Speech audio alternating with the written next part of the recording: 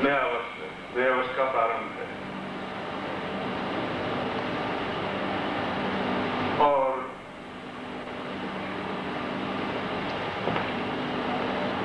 मैं वास्तव में अगर हृदय से कहूं तो मैं और मेरा हृदय अत्यंत आह्लादित है, अत्यंत रोमांचित है, अत्यंत प्राणांचित है। बहुत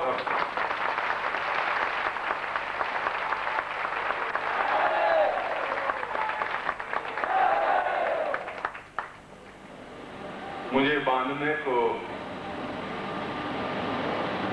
बांधने को जंजीर नहीं प्यार की डोर चाहिए।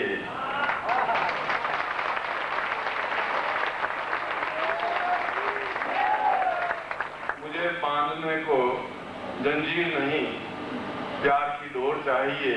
मैं फूलों से नहीं तुम्हारे धड़कनों पे चल के आऊंगा।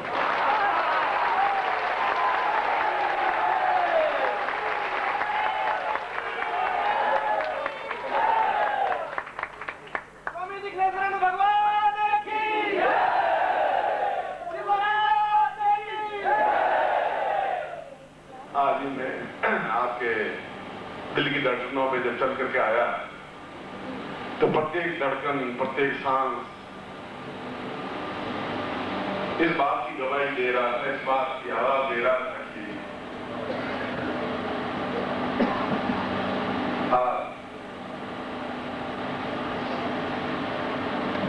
हमारे जीवन के सबसे ज्यादा प्रिय गुरु है, सबसे ज्यादा प्रिय ये आपकी धड़कन मुझे सुनाई दे रही है। क्या करें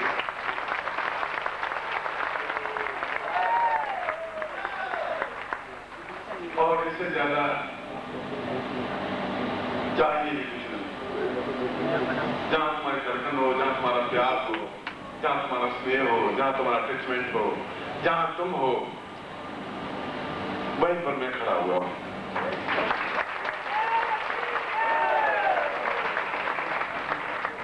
बाणभट्ट ने एक श्लोक लिखा है और उस श्लोक में प्रेमी का वर्णन किया है। उन्होंने कहा है कि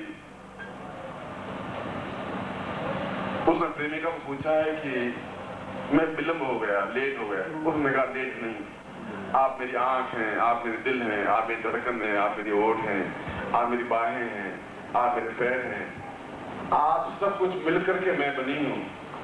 इसलिए आप चाहते हुए भी मुझसे अलग रहे भी नहीं सकते, वो भी नहीं सकते, हैं भी नहीं।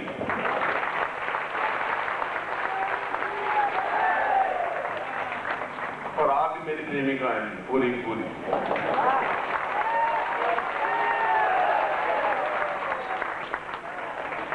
इसलिए आपके हाथ पैर नाक कान से मिलकर के मैं बना हुआ और वास्तव में मुझे बहुत प्रसन्नता हो रही। मैं चिंतित था कि और बार इन लोगों को डांट रहा था कि कोई तकलीफ नहीं हो किसी को, मगर इतना भी मैं निश्चिंत था कि इनको किसी प्रकार का तनाव होता ही नहीं। उन लोगों को मैंने ऐसा बना दिया है, भूख, प्यास, चिंता, कष्ट व्याप्त नहीं होता। केवल एक इशारा, एक संकेत, एक आंख की झपक बहुत होती है कि मैं कहूं कि तुम्हें आना है, वो सब तोड़ ताड़ के आ जाते हैं और आप आए हैं और मेरे लिए बहुत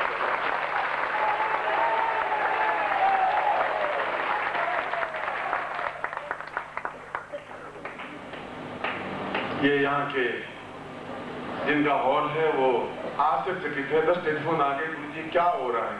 मैंने कहा आप देखा ही क्या है, क्या हो क्या रहा है? ये आप रात को देखना, न तो आपका और बचेगा न आप बचेंगे।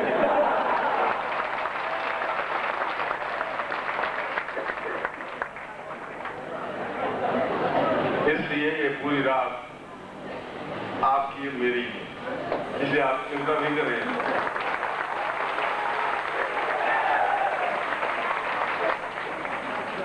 और वो दीक्षा, वो साधना करवाने जा रहा हूं जो नए वर्ष के अवसर पर आपको उस राजयोग दीक्षा, एक शब्द छोटा सा है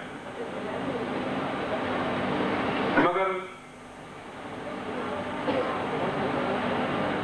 इस शब्द को सुना भी बहुत है, इसके बारे में किताबें भी छपी हुई होंगी, मगर ये आपको विश्वास है कि आपका गुरु न सत्य बोलता है और न कपोल कल्पित कहानी गढ़ता है। जो कुछ कहता है 100 टन खरा बात कहता है।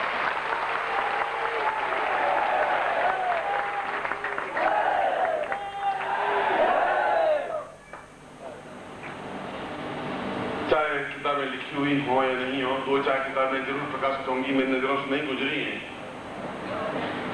मगर इस पृथ्वी पर इस समय राजयोग दीक्षा देने में समर्थ कोई व्यक्तित्व है नहीं, ये गारंटी।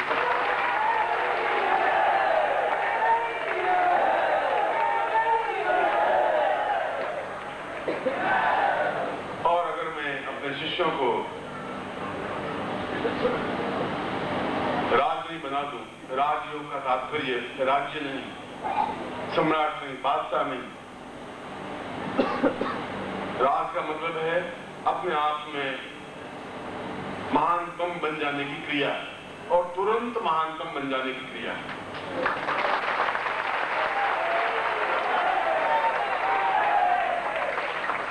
रामकृष्ण परमहंस ने ऋग्वेद से एक सूत्र लिया इस राजयोग के बारे में। ऋग्वेद में एक मंत्र आया है, वहां से रामकृष्ण परमहंस ने लिया और वहां से विवेकानंद ने राजयोग दीक्षा के बारे में वर्णन किया। न मैं आलोचना कर रहा हूं उनकी, मैं उनके प्रति नमन हूं, मगर न रामकृष्ण परमहंस को इसका ज्ञान था। उन्होंने एक सूत्र लिया था, उसकी एक हल्की व्याख्या की। व्याख्या के अंत में विवेकानंद ने कहा कि काश मुझे राजयोग दीक्षा कहीं से प्राप्त हो जाती तो मैं जीवन को सौभाग्यशाली समझता। गांधी जी ने भी अपने जीवन में लिखा है कि मुझे जीवन में गुरु नहीं मिल पाया जो मुझे पूर्ण रूप से राजयोग दीक्षा दे सके, क्योंकि यह दीक्षा एक साधारण दीक्षा नहीं है। ऐसा नहीं कि मैं आपके ललाट पे हाथ लगा दूं, यह सब कुछ अपने आप को आपके हवाले कर देना है। मुझे पूरी तपस्या आपके अंदर समाहित कर देनी है।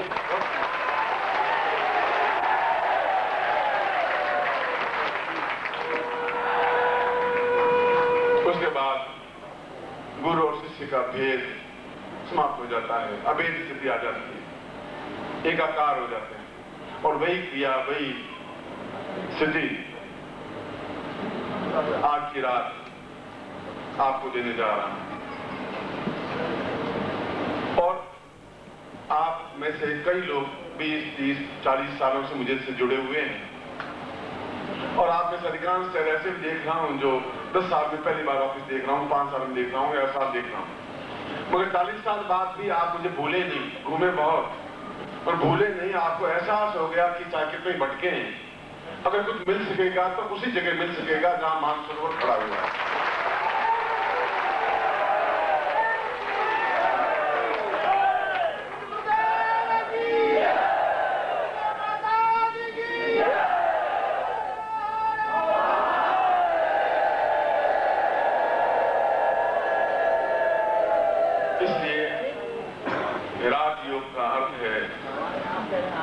उस श्लोक में लिखा है, ऋग्वेद के श्लोक में लिखा है, जब आर्यों ने, और हम वापस सौभाग्यशाली हैं, आने वाली पीढ़ियों को सौगात देने जा रहे हैं। 21वीं शताब्दी के लिए हम सबसे आगे इस श्रेणी में खड़े हैं। पूरे 50 अरब लोगों के बीच में हम लोग हैं जो सबसे आगे खड़े हैं। सब हमारे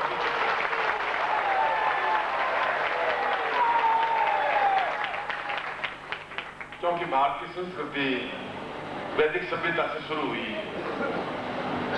और भारतीय संस्कृति को वापस पृथ्वी पर हम ला रहे हैं। हमारी जिगर है, हमारी ताकत है जो हम ला रहे हैं। और हम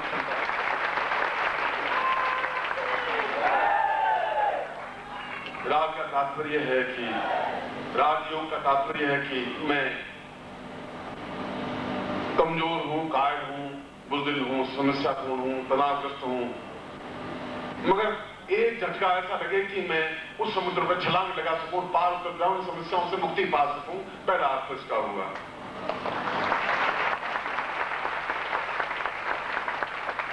और दूसरा अर्थ हुआ कि एक कंकर भी अपने आप में राजयोग के माध्यम से कोहिनूर हीरा बन सकता है, उज्जवलतम हीरा बन सकता है। गाड़ी ने कहा है कि तबियत से कंकर उछालो यारों, आकाश पे भी छेद कर सकते हैं।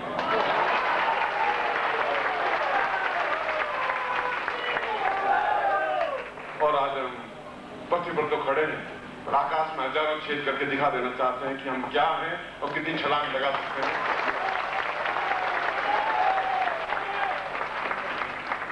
राजयोग का तात्पर्य है कि हम अपने जीवन में संपूर्ण भविष्य को साकार रूप से देख सकें, एहसास कर सकें। राजयोग का तात्पर्य है कि हम अपने जीवन में संपूर्णता प्राप्त कर सकें। राजयोग का तात्पर्य है कि हम अपने जीवन का कायाकल्प कर सकें, वृद्धत्व नहीं रहे, बुढ़ापा नहीं रहे, समस्या नहीं रहे, जीवन में पाप, ताप, रोग, कष्ट, दुख, दारिद्र्य, कष्ट, पीड़ा, चिंता, व्याधि कुछ भी नहीं रहे और हम अपने आप में एक अद्वितीय व्यक्तित्व बन सकें, जहां मैं बार बार शब्द प्रयोग कर रहा हूं, पुरुष और महापुरुष।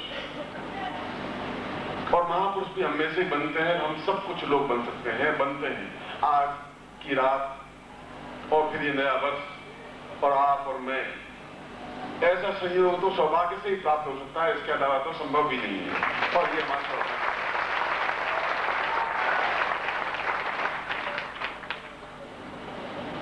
मैं जाके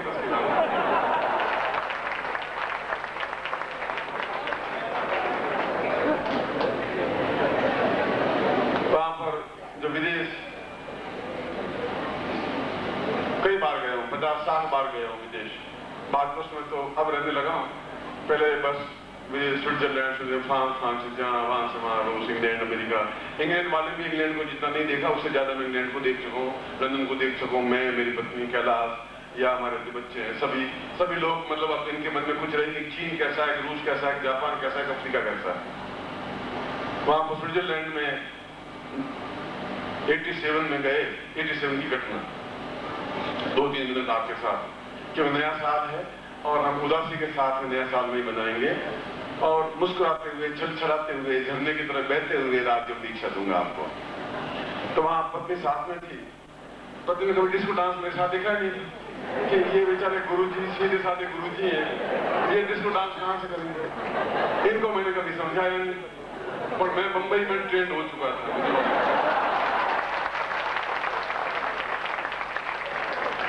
वहां का पेरिस का सबसे ऊंचा क्लब, संसार का सबसे ऊंचा क्लब लीडो क्लब कहलाता है। पत्नी को कहा कि आए हैं तो लीडो क्लब देख लेते हैं। बोले बार बार तो आना होगा नहीं, तो क्लब में क्या होता है, क्लब में क्या डांस होता है, फ्लोर होता है, एकदम से खाने को मिलता है शुद्ध वैष्णव खाना। अपने को आलू के चिप्स मिलेंगे और कुछ मिलेंगे नहीं। आलू चिप्स, पानी की गिलास साथ में लीजिए, खाते रहिए और डिस्को करते रहेंगे, देखेंगे तो सही।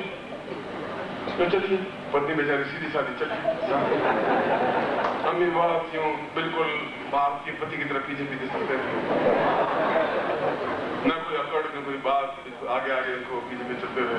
वहां फीस होती है $600, फ्रेंच डॉलर, $600 मेरे दिए, पत्नी को दिए, हम गए।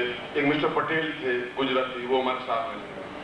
वो डिस्को उसको अच्छा करते थे, रात दिन को करते ही हैं, उनके लिए एक संस्कृति है। हमारे साथ एक दुभाषिया थी जो मैं अंग्रेजी में बोलता था तो वो फ्रेंच में बोलती थी। फ्रेंच वाले अंग्रेजी से बहुत घृणा करते हैं, अंग्रेजी मां तुम्हारे फ्रांस में चलती नहीं। आप अंग्रेजी बोलेंगे तो पानी भी नहीं पिलाएंगे, चाय भी नहीं पिलाएंगे। You are English man, you speaking English, you are useless. इस प्रकार से उनके आपस में कई वर्षों से लड़ाई झगड़े चलते थे। तो वे फ्रेंच वाले इंग्लिश को पसंद नहीं करते और फ्रेंच कितना चलता नहीं था, तो दुबार से रखा था। लेडी थी और 20-21 साल की थी, 22 साल की थी। मैं जो बोलता, मिलने दो आते, मैं बोलता, वो ट्रांसलेट करती, समझाती रहती। उनका Guruji please come with Lido club and I am with you. Yes all right, चले। अब हम पैंट सूट टाई वाई पहने हुए और खड़े था, बिल्कुल पत्नी नहीं खड़ी। तो उसने कहा आप तो डांस करेंगे? मैं तो कि डांस मेरी पत्नी करती है, मुझे तो डांस तो बड़ा ऐसा होता है, ये सारे बहुत पागल सारे नाच रहे हैं, सीने से लग रहे हैं, ये धड़क रहे हैं, ये क्या कर रहे हैं। यहाँ पर सब भगवान के अवतार हैं, आप इनको देखते दीजिए बस। तो हम खड़े 5-7 मिनट तो देखते रहे। फिर उसने लड़की ने हाथ पकड़ा कि चलिए डांस करिए। गुरुजी ऐसा डोंट वरी आई, मैं आपको सिखाती हूँ कि मैंने कहा स्टेप्स आते नहीं है, मैं डांस कभी किया नहीं और करेंगे आप, चलिए। मैंने वाइफ को और देखा, 2-3 बात कर। मैं सोचा क्या करेगा, 2-3 पग भरेगा, वापस आके बैठ जाएगा। चलिए मैं कहा मैडम मुझे डिस्को उसको आता नहीं है, भारतीय नाच तो फिर भी आता हूँ, पटकने जैसे मैं पटके डांस करता था, उसमें हमें कुछ खेलना आता नहीं है। उनका मैं आपको सिखाती हूँ। वो ले गई, एक हाथ मेरा पकड़ा यहाँ से, एक कमर में हाथ डाला, चलो कोई अभी तक कोई खतरा नहीं है, चल रहा। फिर उसने कहा दाहिने हाथ में पटको, अब बायां पैर पटको, फिर दाहिने पटको, फिर बायां पटको, 4 बार दायां पटको, 5 बार बायां पटको। मैंने कहा मैडम अब तेरी मौत आई हुई है, मेरा सब शुरुआत है। मैडम तुमने डांस कितने साल, मतलब जिंदगी से डांस करती हो? उनकी डांस की स्पीड धुंधली होती है। तो मैंने कहा कि वो गाना लगाएं, तो गुरुजी वो सो स्पीड, मैंने कहा स्पीड तो स्पीड है, पढ़ेंगे तो पढ़ेंगे, मरेंगे तो एक साथ मरेंगे, धीरे क्या मरना है। उस डांस में उसकी उंगली पकड़ के और 4 बार उसको चक्कर कटवाते हैं लड़की, वो ऐसा कहलाता है। तो वो परफेक्ट डांसर है जो एक उंगली से पकड़ के 4 बार घुमा। मैं घुमा लेता था 30 बार 32 बार। तो अभ्यास यही किया था, फिर गुरुजी बन गया तो उसने छोड़ छाड़ दिया। अपनी बात पहली बार बोल रहा हूँ, नया साल है, इनका पत्नी कहते मैं झूठ बोलूंगा नहीं, जो भी कहूंगा सच कहूंगा, सच के अलावा कुछ नहीं कहूंगा। तो उसने कहा कि फिर आप डांस करेंगे? अब वो साहब अपने आप में बड़ी जोश में बहुत अच्छी डांस करूँ। मैंने कहा तुम तो बहुत डांस हो, पर मैं भी इंडिया से आया हूँ और चिंता मत करो। डांस शुरू हुआ, फ्लोर पे डांस स्टार्ट किया तो वो ऐसी चक्री पे चढ़ा उसको मैं कभी देखा था कि 5, 7 या 8 या 10 मिनट, कुल 32 मिनट का 35 मिनट का डांस होता है। वो मुश्किल से 14 मिनट डांस करने के बाद धड़ाम नीचे, और उसमें यूं मेरा कॉलर पकड़ कर खैंसी हुई, ये तो नीचे, ये सर कोट फट गया, कुर्ता फट गया, फिर पैंट नीचे गिर गया धड़ाम। आप कहाँ फॉर्म गया है? तो नहीं। बाकी लोगों ने पूछा सर डांस तो रुके, आप इतने चक्कर कटवाए एकदम से 1 सेकंड में, 30 सेकंड को आ रही हो? मैं पाकिस्तान से आ गया। Then you know, yes. अभी वापस जगह है इसको, पहले तैयार छोड़ना मेरे को और बात की। वो हाथ पड़ गई, खड़ी हुई। मैंने जिंदगी में इतना तो देखा नहीं। आपने का पाउडर गया तेरा, वहाँ जिसको कंप्लीट करके पति ने कहा ये आपने कहाँ से सीखा है, ये क्या खेल है, ये सब कहाँ सीखा है? अब तुम अब पूछ मत, अब कहाँ सीखा है? अब तुझे मैं उत्तर नहीं दे सकता कहाँ सीखा है। सीख लिया, क्योंकि ये जिनकी मैं उत्तर नहीं दे सकता मैं।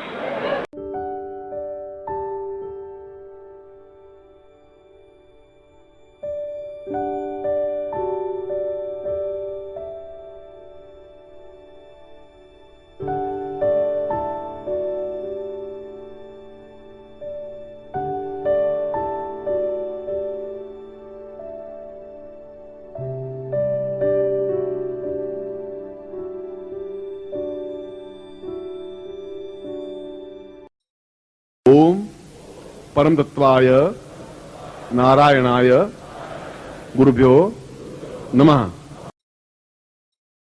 ओम ह्रीं मम प्राण देह रोम प्रतिरोम चैतन्य जाग्रय ह्रीं ओम नमः।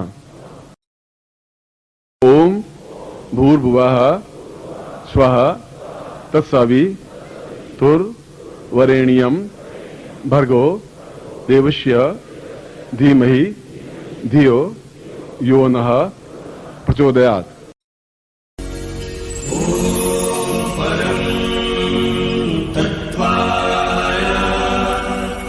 नारायणाय गुरुभ्यो